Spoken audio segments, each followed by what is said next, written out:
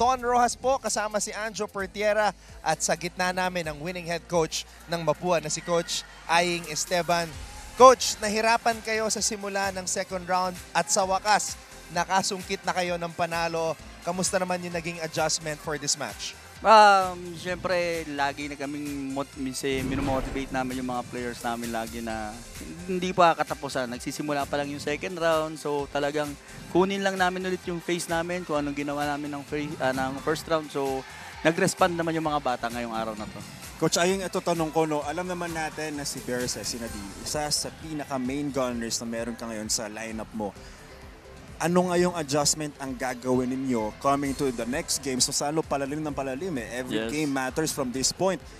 Paano kapag kunwari, worst case scenario, hindi na palaruin si Versus?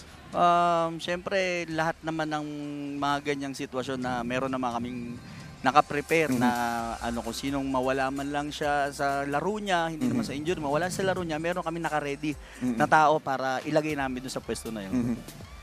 And right now, prayers up na lang para kay Nadine dahil ito yung worst nightmare ng kahit sinong athlete ang ma-injure. And that's all we can do for now. Magdasal po tayo para kay Nadine and hope it's nothing serious. But whatever happens, we hope that she recovers and our prayers and thoughts are with her right now. Coach Aying, break down natin yung nangyari sa inyo in the second round because in the first round, napakaganda ng inyong pinakita, 7-2 win-loss record. And I think the most surprising thing was that na-sweep kayo ng EAC. During that match, Coach, ano ba ang nangyari? Kasi hindi yun yung Mapua na nakita natin in the first round.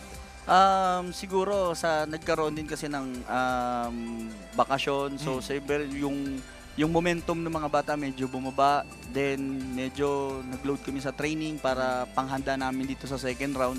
So medyo sinabi ko nga na medyo ibababa natin yung training sa program natin para umabot tayo hanggang dun sa dulo. Kasi nga sinasabi ko nga after itong second round, halos sunod-sunod yung laro namin. Every other day yung laro namin. Which is yan yung kinakatakutan ko nga. Yung nangyari kay Nadine. Pero syempre, sabi ko nga sa kanila, yung motivation namin sa kanila is everyday naman tayo nag-iensayo. Everyday naman ginagawa to. So ang naiba nga lang is during game, dapat mas maging maingat tayo sa galawan natin. Coach Aying, so ano po ang mindset ang ni-instill nyo sa inyong players ngayon? Mas lalo na pasok na kayo, meron kayong pag-asa, malaki ang pag-asa nyo, papasok kayo sa Final Four. And galing sa sunod-sunod na pagkakatalo, no, bago itong panalo na to, ano yung mga sa tingin mong kailangang pagpraktisan pa ng Lady Cardinals? Kasi yung sinabi lang namin ngayon ng mga coaches namin sa kanila is play your game, then enjoy. Yun lang yung sinabi namin sa kanila. So, kung ano man mangyari sa game na to, dapat matatapos tayo ng masaya. Yun ang pinaka-ano para ma-motivate lang sila na gumawa ng tama at gumalaw ng maayos. So, Coach, this season, there were a lot of question marks dahil yun nga, yung departure ni Roxy De La Cruz. Pero grabe yung pag-step up ni Raisa Ricablanca at ni Freyan Garcia.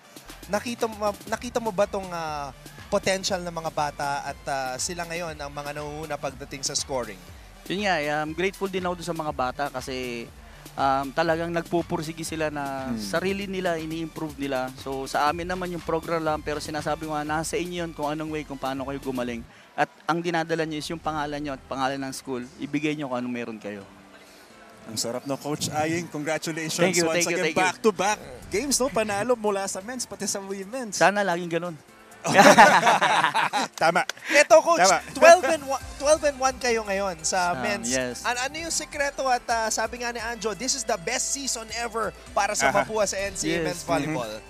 Nakita natin yung talagang sa lalaki kasi nakita mo yung leadership talaga ng mga seniors natin na talagang kahit hindi na ako nagsasalita, sila na mismo yung nag-aayos ng problema dun sa loob ng court. So, ang laking bagay ng tulong sa coach. Follow-up question, Coach Aying, saan ka man sa stress? Saan mas maraming stress? Sa men's o sa women's? Ay, hirap magsalita. Pero sa women's talaga. Coach, sige, batiin mo na lahat ng mga sumusuporta sa inyo. Binabati ko pala yung mga supporters ng Mapua, yung mga boss namin, sila Sir Raul, sila Ma'am Garrett, and yung mga family ng mga players namin na laging naandito para suportahan kahit anong mangyari. Thank you very much po sa inyo. Ayan po, Coach Aing Esteban, back-to-back wins today. Busy. Coach Aing, congratulations. Thank you.